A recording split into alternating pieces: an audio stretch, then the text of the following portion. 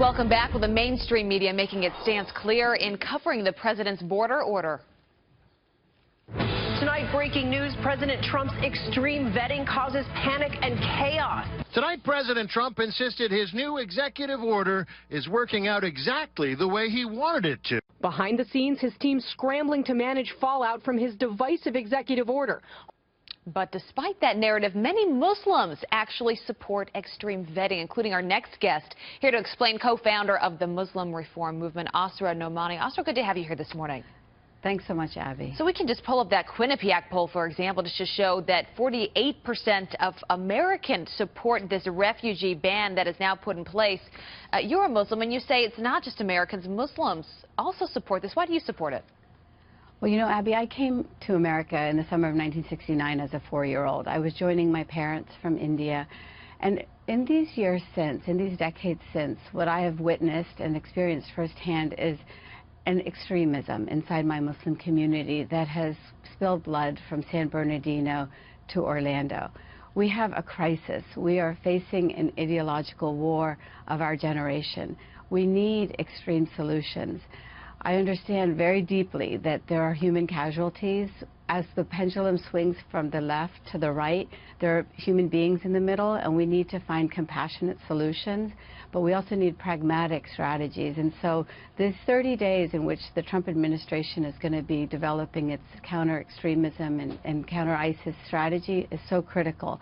What I hope that they will do is, you know, fix some of these logistical nightmares that are emerging, you know, with the executive order, but also come up with a strategic plan that tackles the ideology of extremism. Yeah, so that's really well said. I mean, you look at just the past 12 hours and the protests that have taken place at airports across the country. You say that this is all being stirred up by the left. You go on Twitter, and it seems like there's a pile on this narrative that President Trump he hates Muslims. This is simply a ban on Muslims. Help people better understand what's going on and why you think this is all coming from the left. Well, absolutely, Abby. You know, as Lieutenant Colonel Schaefer just stated a few minutes ago, the 7 countries identified in this ban were identified by the Obama administration. This is the actual announcement by the Department of Homeland Security during the Obama administration, identifying those 7 countries as countries of concern. And so this is not a Muslim ban. This is a ban that is clearly identified to try to make this country's borders safer. What I've seen in the left, unfortunately, as a lifelong liberal, is immediately after the election of President Donald Trump, what we have seen is a concentrated, orchestrated effort to try to undermine the presidency, as if we're all living on the set of the Hunger Games.